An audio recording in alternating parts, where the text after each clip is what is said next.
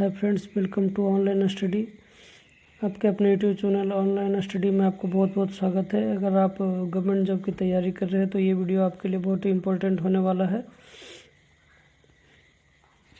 अगर आपने अभी तक इस चैनल को सब्सक्राइब नहीं किया है तो कृपया ऑनलाइन स्टडी को सब्सक्राइब करें और बेल आइकन दबाएं ताकि अगले वीडियो का भी अपडेट आपको मिलता रहे। तो चलते हैं दोस्तों हम पहले अगले सवाल की ओर।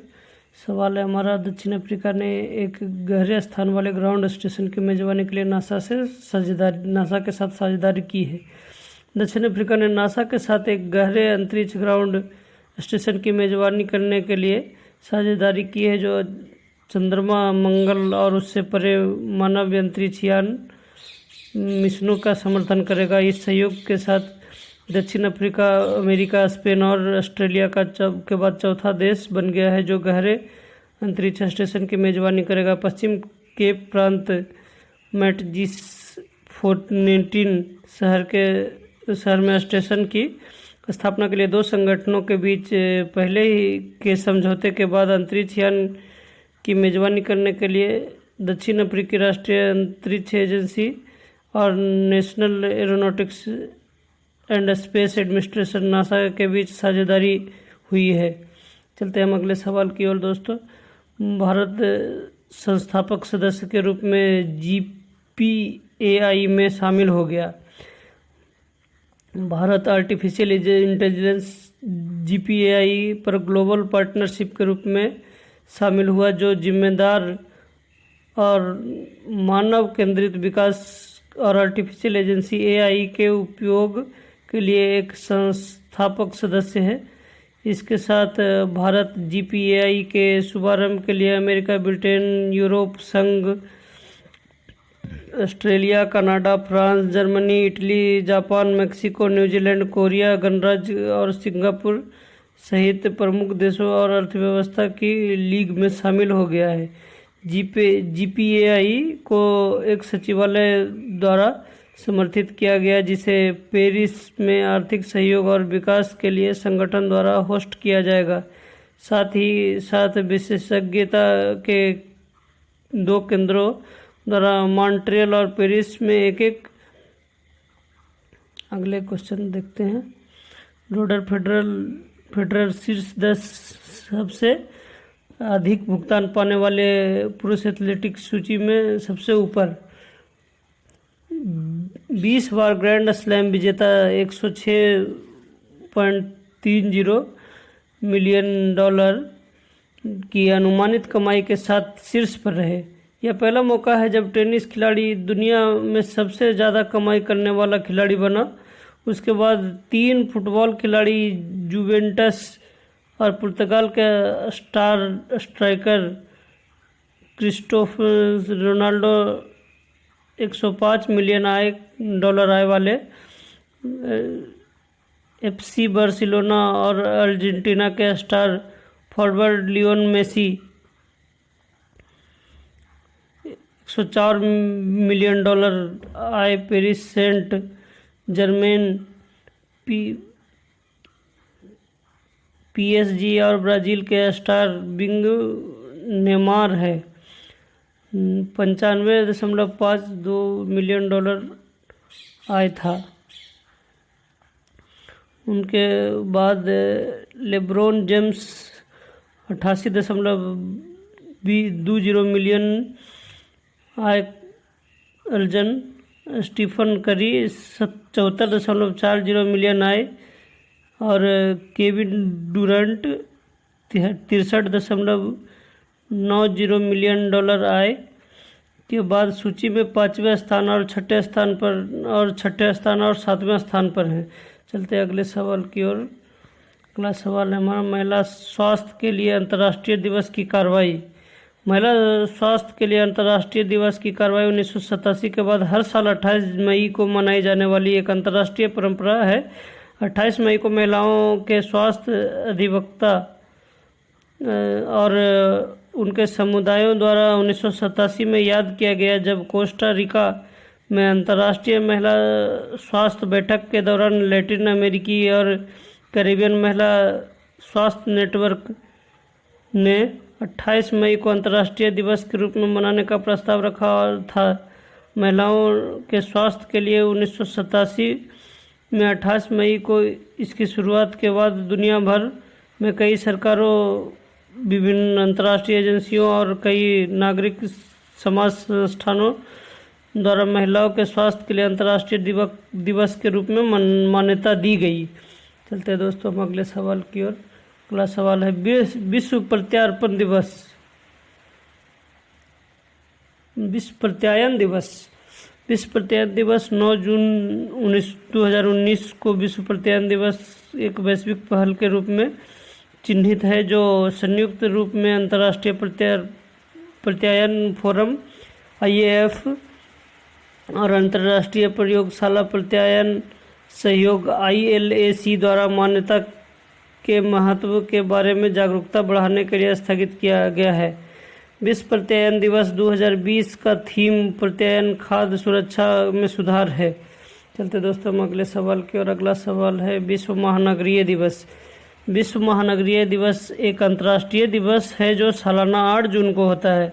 इस अवधारणा को मूल रूप से 1992 में कनाडा के international centre of ocean development और ओशन इंस्टीट्यूट ऑफ कनाडा द्वारा पृथ्वी शिखर सम्मेलन संयुक्त राष्ट्र पर्यावरण और विकास में रियो डी जेनेरियो ब्राजील में प्रस्तावित किया गया था। विश्व महानगरीय दिवस को आधिकारिक तौर पर 2008 में संयुक्त राष्ट्र द्वारा मान्यता दी गई थी। अंतर्राष्ट्रीय दिवस विश्वव्यापी सतत विकास लक्ष्यों के कार्यान्वयन का समर्थन करता है और महासागर और इसके संसाधनों के प्रबंध में सार्वजनिक हित को बढ़ावा देता है। चलते दोस्तों हम अगले सवाल की ओर। अगला सवाल है विश्व खाद्य सुरक्षा दिवस। विश्व खाद्य सुरक्षा दिवस 7 जून है। संयुक्त राष्ट्र ने इस दिन को दूषित भोजन और पानी स्वास्थ्य परिणामों पर वैश्विक ध्यान आकर्षित करने के लिए घोषित किया है। दूसरा विश्व खाद्य दिवस 7 जून 2020 को मनाया जाएगा ताकि खाद्य सुरक्षा, मानव स्वास्थ्य, आर्थिक समृद्धि, कृषि बाजार पहुंच, पर्यटन में योगदान को रोकने, पता लगाने और प्रबंधन में मदद करने के लिए कार्रवाई की जा सके। सतत विकास थीम खाद्य सुरक्षा सभी का व्यवसाय है। चलते हैं दोस्तों हम अगले सवाल की ओर। अगला सवाल है हमारा विश्व दुग्ध दिवस। विश्व दुग्ध दिवस संयुक्त राष्ट्र के खाद्य और कृषि संगठन द्वारा स्थापित एक अंतर्राष्ट्रीय दिवस है जो वैश्विक स्तर पर दूध के महत्व को मान्यता देता है। यह 2001 के बाद प्रत्येक वर्ष 1 जून को देखा गया है। दिन का उद्देश्य है डेयरी क्षेत्र से जुड़ी गतिविधियों पर ध्यान देने का अवसर प्रदान करना। विश्व दुग्ध दिवस को पहली बार 2001 में FAO द्वारा नामित किया गया था।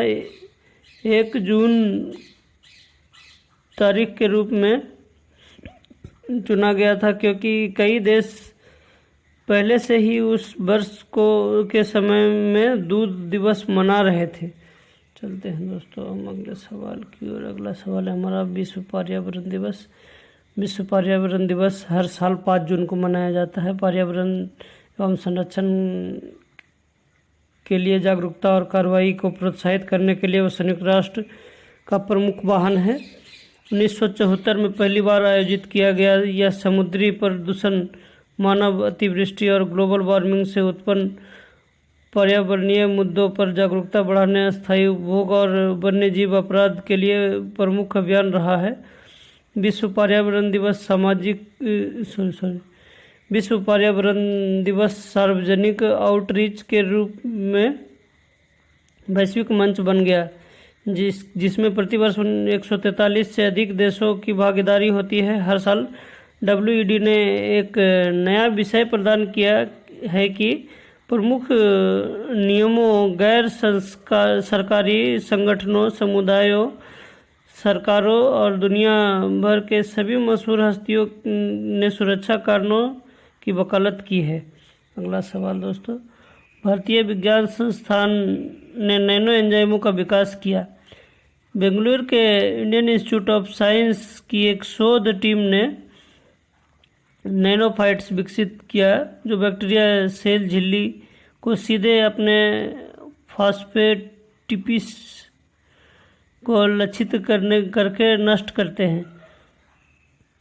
नैनोमेट्रीज है जो बैक्टीरिया पैदा करने वाले रोगों की एक श्रेणी के कोशिका झिल्ली को विघटित कर सकते हैं। आकार्बनिक और भौतिक रसायन विज्ञान विभाग और माइक्रोलॉजी सेल बायोलॉजी द्वारा किए गए अध्ययन को ACS अप्लाइड बायोमेट्रिक जर्नल में प्रकाशित किया गया।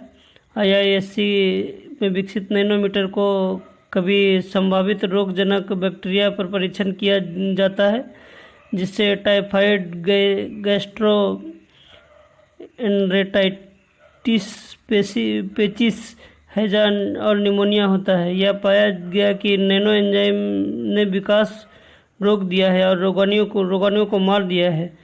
शोध करने वाले पूर्व PhD छात्रों कपूदीप कर्मकार और कृतिका खुलबे का कहना है कि उनके द्वारा विकसित किए गए नैनो एंजाइम एंटीबायोटिक्स की जगह ले सकते हैं जो अप्रभावी हो गए हैं, क्योंकि कई बैक्टीरिया ने अपने स्वयं के एंजाइम का उत्पादन करके उनके लिए प्रतिरोध विकसित किया है। चलते दोस्तों अगले सवाल की ओर। अगला सवाल, नशीली दवाओं के उपयोग और अवैध तस्करी के खिलाफ अंतर्राष्ट्रीय दिवस। नशीली दवाओं के उपयोग और अवैध तस्करी के खिलाफ अंतर्राष्ट्रीय दिवस। नशीली दवाओं के दुरुपयोग और अवैध व्यापार के खिलाफ अंतर्राष्ट्रीय दिवस मादक पदार्थों के सेवन और अवैध मादक पदार्थों के व्यापार के खिलाफ एक संयुक्त राष्ट्र अंतर्राष्ट्रीय दिवस है। यह 1989 से 26 जून को प्रतिवर्ष मनाया जाता है। 26 जून की तारीख चीन के पहले अफीम युद्ध से ठीक पहले 25 जून 1839-25 में हुमेन गवांगडोम में अफीम व्यापार को खत्म करने की है। 7 दिसंबर 1987 के महासभा प्रस्ताव 42/112 द्वारा पालन किया गया था। चलते हम अगले सवाल की ओर दोस्तों। एशियाई शेरों की संख्या में 29% की वृद्धि हुई। गुजरात वन विभाग ने सुझाव दिया कि गिर उद्यान में एशियाई शेरों की आबादी पिछले 5 वर्षों में 29% बढ़ी है। 2015 में 523, 2020 में 674। विभाग ने यह भी कहा है कि गुजरात के सौराष्ट्र क्षेत्र में शेरों का वितरण क्षेत्र जहां गिर स्थित है 2015 में 22,000 वर्ग किलोमीटर में 36% बढ़कर 30,000 वर्ग किलोमीटर हो गया। चलते हम अगले सवाल की ओर दोस्तों। आज के लिए बस इतना ही दोस्तों, मिलते हैं अगले वीडियो में, लेते हैं आपसे अलविदा। अगर आपने अभी तक हमारे YouTube चैनल ऑनलाइन स्टडी को अभी सब्सक्राइब नहीं किया तो सब्सक्राइब कर लीजिए, बेल आइकन को दबाएं ताकि आपको अगले वीडियो का अपडेट मिलता रहे।